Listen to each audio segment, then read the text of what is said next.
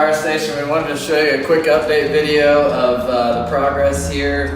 Branco's done a lot of work since the last time we've seen it. Here just recently they finished the drywall, and basically all the drywall's mud and taped. You see some of the features that we talked about in the previous videos. The circle here where the hole used to be for the fire pole, and so you can see where that's taken shape now, and we've got some of our light fixtures roughed in, and we're just very excited about the progress that's done.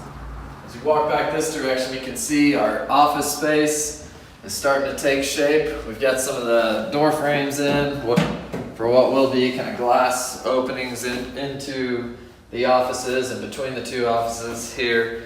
We're going to get the new windows in soon, any day, on the exterior of the building, and really excited to see what that does to the appearance of the building from the outside, and then letting daylight inside where some of these windows have been boarded up since we've first seen the building. So going to be some exciting progress coming soon.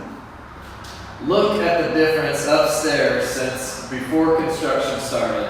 You'll see here around the stairs, we removed the storage rooms, we patched one of the holes in the floor, the stair wall, what used to enclose the staircase, is all cut down to allow the daylight through. You can see those windows. This space is just opened up. That used to be the locker area right now. You see we've retained some of the lockers.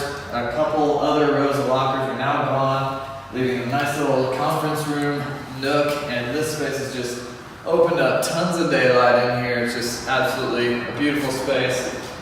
Very, very cool. We got a great view of the park out one window, and yeah, it's just turned into an awesome space. Our new bathrooms are all put back, and yeah, everything is taking shape. Flooring, some millwork, paint, and some work on the exterior still, but everything is looking great, and we're very excited about the progress so far.